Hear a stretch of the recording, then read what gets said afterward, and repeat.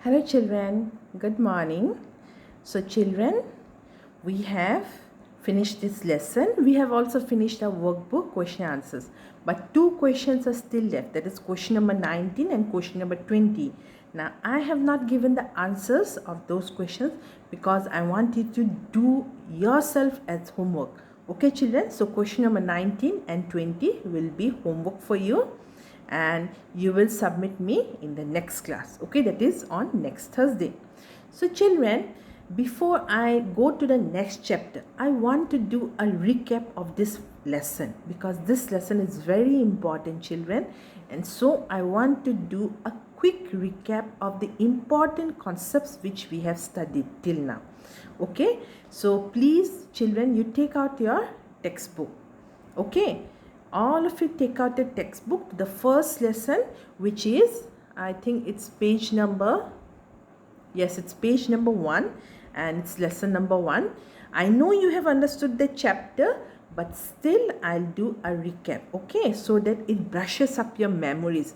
Okay, you might have forgotten the important terms, the important concepts, so I'll just go through the concepts. Okay children, so children, what is the name of the chapter? The name of the chapter was Explorations, Discoveries and Inventions.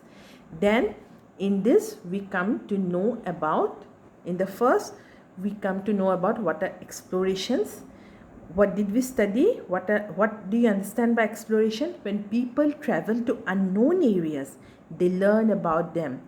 Searching for a place or finding out more about an unknown place is called exploration. So first concept children we studied is about exploration. What is exploration? When people you travel to unknown areas, which places are not known to anyone, okay, then what happened? They learn about them. And then searching for a place or finding out more about an unknown place is called exploration. And those people who travel or who goes in that expedition and wants to find new places, those people, they are called what children? Yes, they are called explorers. Then children, let's move to page number 3.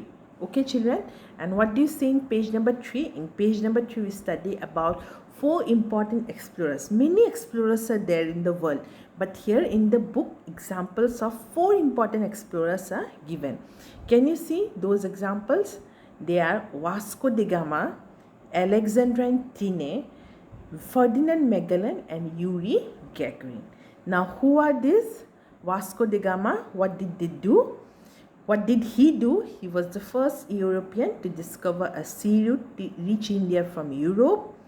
Alexandrine Trine, she explored the path followed by River Nile in Africa for the first time. Then Ferdinand Magellan, he was the first person who went around the entire world. And Yuri Gagarin, he was the first person to travel to space. Okay children, then children, we came across the term discovery and invention.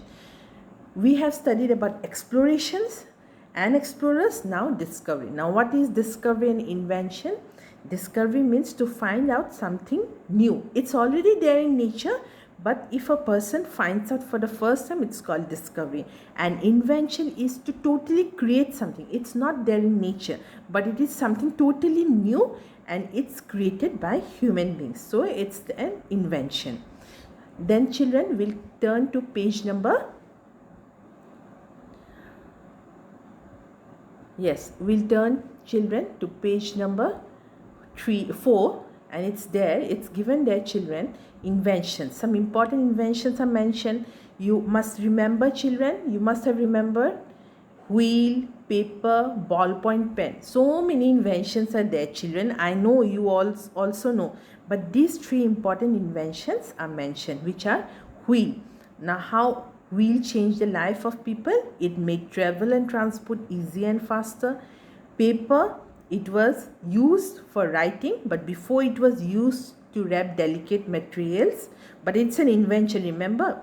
Then ballpoint pen, it was used and it made writing easy, okay, but before ballpoint pen was invented, there was, what was there? Fountain pens were there which needed to be dipped in ink. Then children, we come to the next concept, which is importance of discoveries and inventions. Okay, now sometimes what happens, discoveries led to inventions. Okay, like the discovery of fire led to many inventions. Here it's given the picture of stove, matchstick, fire extinguisher. So stove, matchstick and fire extinguisher are all inventions, and they are invented after the discovery of fire. So children, now let's move to page number, yes, it's page number, children, I think it's page number, yes, it's page number 5, children. And you can see there in page number 5 it's given, sort the given items into discoveries and inventions. Tick the correct column for each.